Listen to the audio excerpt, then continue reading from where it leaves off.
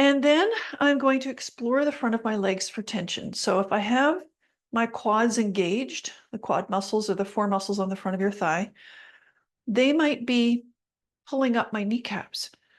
And I want to see if I can relax my quad muscles and let my kneecaps kind of sag.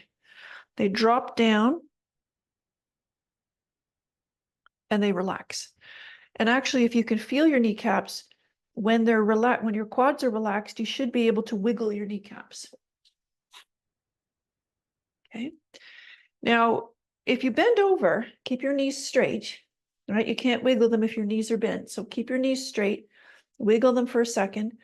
And when you stand back up, watch it, take a moment and just kind of notice when you stand back up, do you shift your hips back out over the ball of your foot, right? So back them up again and then see if your kneecaps are liftable and droppable, if that's a word.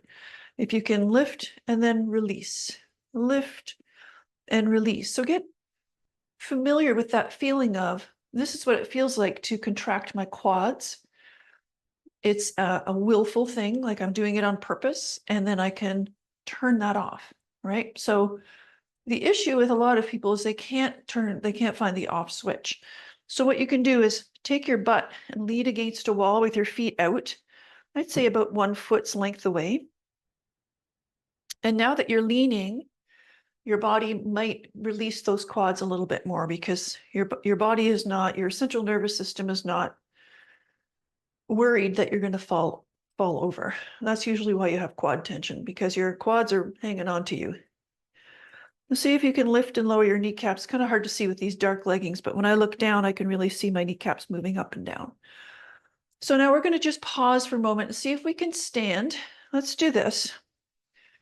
We will stand with our kneecaps down and we'll shift our weight from side to side. So when you shift your weight from side to side, do you feel your kneecaps wanting to lift? And if I show you this from the side, so I went straight sideways with my weight over my heels.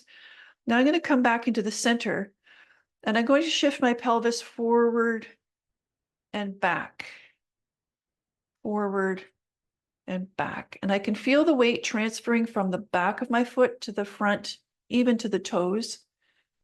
And can you do that without the kneecaps? Oh, you know, that quad kind of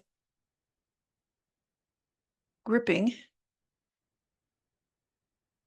And now we'll take the hips and we'll go kind of in a little circle. So I'm going to go forward and around to the heels, back to the toes.